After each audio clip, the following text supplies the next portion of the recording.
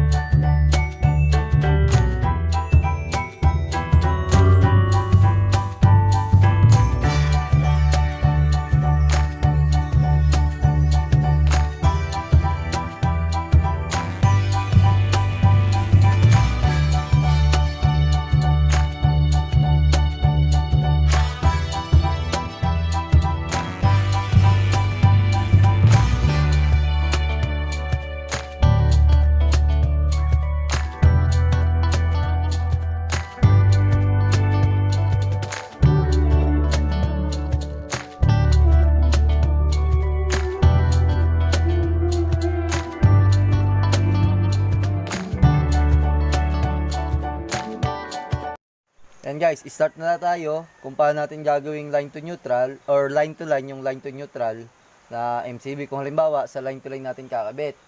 Kasi ito, line to neutral. Ang una natin gagawin, lahat ng ating MCB or circuit breaker, magiging double pole siya. Kagaya itong 20 amperes na to, magiging double pole din siya kasi kapag ka line to line, obligado tayo na dapat idaan natin parehas linya, yung line 1 tsaka line 2 sa ating MCB or circuit breaker para safe tayo kasi parehas yan na may current or meron siyang 110 volts. Then ang magiging iba din nun, itong ating bus bar. Kasi itong bus bar na to, pang ano siya, pang line to neutral. Yung plug-in na circuit breaker, meron din talagang panel na pang line to neutral tsaka line to line. Ito kasi guys, yung panel niya pwedeng line to neutral tsaka line to line. Ang papalitan lang natin, kung halimbawa ang connection natin or service provider natin ay line to line, ito lang bus bar. Itong bus bar na to kasi may connection or may continuity lahat ng pin niya.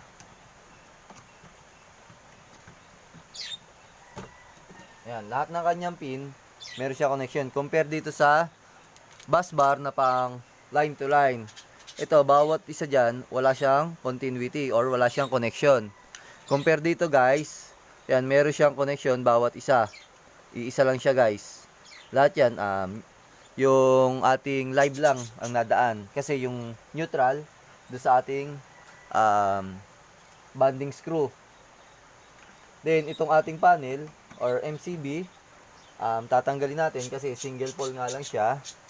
Gawa ng pagka line to line, dadaan yung ating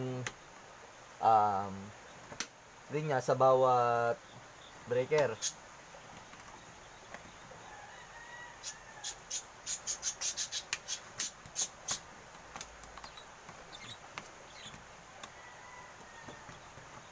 Yan. Kasi single pole nga lang yung ginamit natin compare dito sa double pole. Kasi gagawin line to line yung ating, doon naman natin dilipat sa ating line to line connection para kung line to line yung service provider nyo. Tapos ang isa pa guys, 'di ba? Itong ating neutral dito dumaan sa ating bonding screw. Ito siya yung magsisilbing line to natin sa line to line connection. Hindi na natin siya padadaanin dito kasi hindi siya safe. Kasi may current na nga siya. Kaya dadaan pa rin siya dito sa ating another pole ng circuit breaker compared do sa line to neutral na dito lang sa isang side. Kaya hindi natin siya padadaanin dito. Tatanggalin na rin natin 'yon. Yun yung pagkakaiba ng line to neutral tsaka line to line.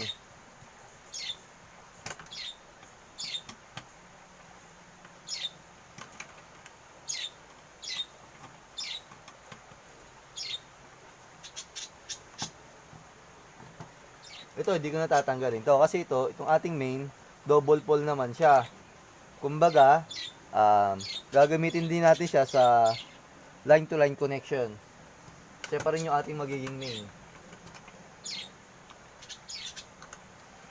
Ayan guys. Tapos syempre, sa ating line to line connection, meron pa rin siyang ground. Magsisilbi na lang tong ground or kabitan ng ground. Pwede nyo siyang i-connect ito dito, magkakaroon ng jumper para connected siya. Para kung madami tayong ikakabit na ground or may panggagalingan or mayroon pang additional na ground na isasama dito sa ating ground. Napakahalaga na mayroon tayong ground, lalo na sa mga appliances natin na di motor or halimbawa mga ref, washing machine, or aircon, kailangan may ground siya para maging safe tayo, may iwasan natin yung body ground. Tsaka yung appliances na rin, meron na rin siyang protection laban sa mga power surge na galing sa ating service provider. Kasi hindi natin may iwasan na yung ating linya magkaroon ng power surge or kumbaga biglang tataas yung kuryente or yung voltahe ng kuryente, may iwasan natin yon. Tapos na ito yung ating linya, yung galing do sa ating meter base. Line to line na to guys ha, ayan. Ito yung line 1 tsaka line 2. Ayan. Kukonek lang natin siya dito sa ating main breaker. Tapos meron din siyang ground. Ayan. Yung ground naman niya, nagaling dito sa ating meter base or electric meter. Diretso na siya dito sa ating bonding screw. Ayan. Kasi nga, hindi naman to metal, kaya sa bonding screw na lang, kahit hindi connected itong ating panel. Compared sa isa nating panel na metal siya, pwede natin siya lagyan ng terminal lock tapos nakakonect din yung panel kasi metal nga. Ito naman plastic lang. Kaya dito natin siya nakakabit sa ating bonding screw. Tapos, kukonek lang natin tong line 1 tsaka line 2 dito sa ilalim ng ating MCB. Bakit sa ilalim guys? Kasi nga, dito sa ibabaw, gagamit tayo ng bus bar. Kasi pag dito natin nilagay sa ibabaw, yung connection ng ating bus bar, dito sa ilalim mangyayari yon. Magiging useless it or kung halimbawa man, dito natin kinabit yung ating line 1, line 2, tapos naka bus bar, useless yung ating main kasi diretso siya, naka jumper, connected na yung ating bus bar dito. Hindi na dadaan yung ating current dito sa main. Kumbaga, diretso na dito sa ating sub breaker. Yan, kabit muna natin guys itong ating mga sub breaker. Isang 20 amperes. Tsaka isang 16 amperes. 20 amperes para sa outlet natin. Itong 16 amperes para sa ilaw. Ito yung common na linya lang natin sa bahay. Kalimitan lang kasi ganoon. Ilaw, tapos outlet lang tayo. Yan, double pole na siya. Then syempre, hindi naman natin binago yung ating connection sa bahay. Itong sa outlet, tsaka sa ilaw. Then kung halimbawa, meron tayong spare na another outlet, ayun, sasama lang natin siya dito sa outlet. Yung ground naman niya, dito lang din guys, para connected lahat ng ground, yung galing dito sa outlet, do sa ground, papunta do sa ground rod, dito sa outlet, ayan. Ito yung sa outlet, papunta dito sa ating bonding screw. Okay. Ito guys, wala siyang current kasi wala pa namang meter yung ating meter base. Pero line to line connection siya. Papakita ko sa inyo kung bakit siya line to line connection mamaya. Kung parehas siyang may 110 volts. Connect muna natin tong ating galing sa meter base papunta dito sa ating main circuit breaker. Yan, kabit natin yung ating bus bar. Ito yung bus bar niya, ayan, walang connection yung bawat line 1 tsaka line 2 compared do sa ginagamit natin na bus bar sa ating line to neutral. Yan, lagay muna natin yung ating bus bar. Yan yung dahilan kung bakit hindi natin nilagay yung ating main line galing sa meter base or sa ating metro sa ibabaw ng breaker natin. Yan, make sure nyo pag nagkabit kayo ng gantong bus bar, maigpit din yung pagkaka-screw dito para maiwasan natin na mag-loose. Yan, hindi naman natin binago yung ating linya dito sa ilaw at mga outlet. Magiging connection lang niya kung saan nakatap doon sa ating main panel or sa breaker natin. Kasi nga, unahin na muna natin itong neutral para hindi kayo malito. Kasi nga, yung neutral, di ba, dito nga nakakabit sa ating bonding screw. Ngayon, sa line to line, dito na siya ikakabit sa ating breaker or MCB. Ngayon, dadaan tong line 2 dito sa ating right side. Ayan.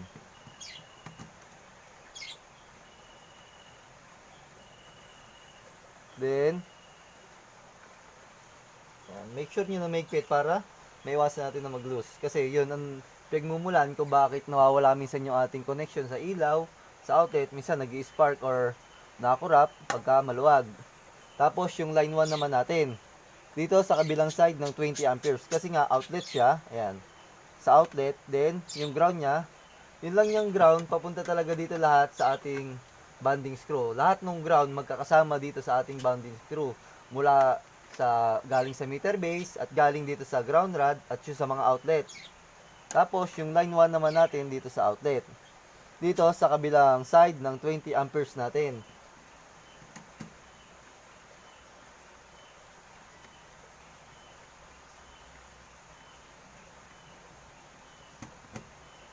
Yan guys. Tapos yun namang ating ilaw. Yung ilaw natin, dito natin ilalagay sa 16 amperes. Dito ulit yung ating neutral or line to na siya kasi nga line to line. Ito yung neutral natin do sa ating line to neutral connection. Line to line na, ayan, dito na siya sa ating 16 amperes na circuit breaker. Kailangan pag line to line, lagi kong i-remind, padadaanin nyo sa circuit breaker kasi nga parehas na siyang may current na 110 volts. Tapos yung line 1 naman natin,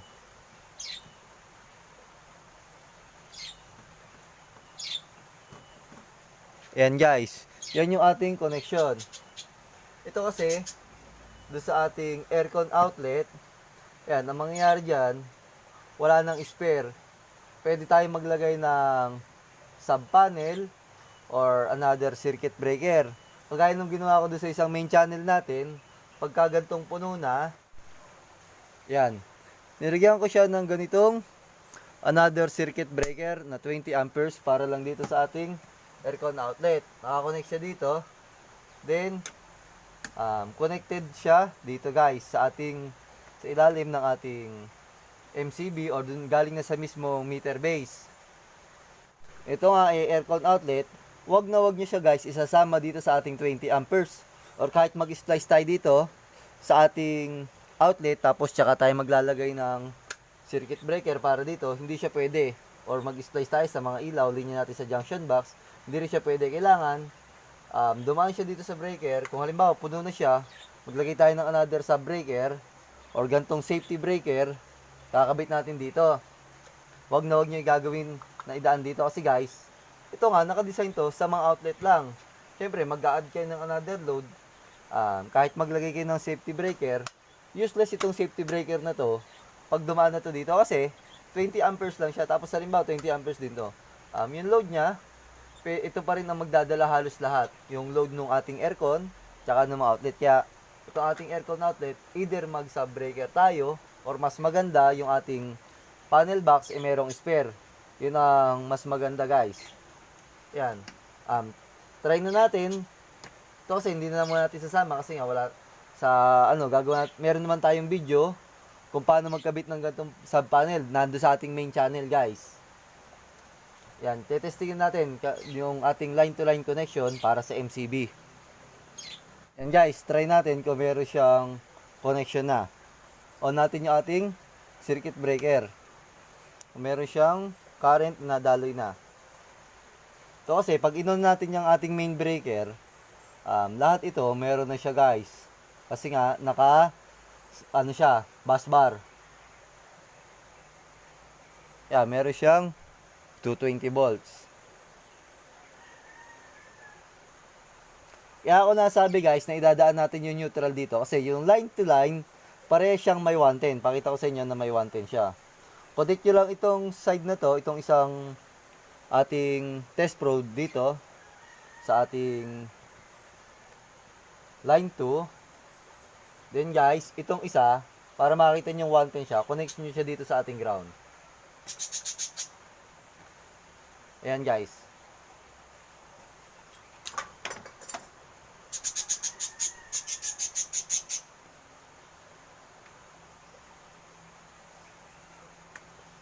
Ayan guys, kung makikita nyo, may 110 volt siya, 109. Yung kabilang side naman, doon sa ating isang line, yung line 1 natin. Ayan, connect nyo rin siya ulit na ganyan. Ayan, ganyan guys. Then, connect nyo ulit yung isang test probe sa ating ground para makita nyo na may 110 volt siya. Yan, 105 volts. Meron siyang parehas current. Compare do sa ating line to neutral na di ba neutral natin walang current. No, pinakita ko sa inyo, nagtap ako, hinawakan ko yung isa, wala siyang current. Ngayon, test naman natin yung ating connection sa bahay. Kung sa 16 amperes yung ating bulb.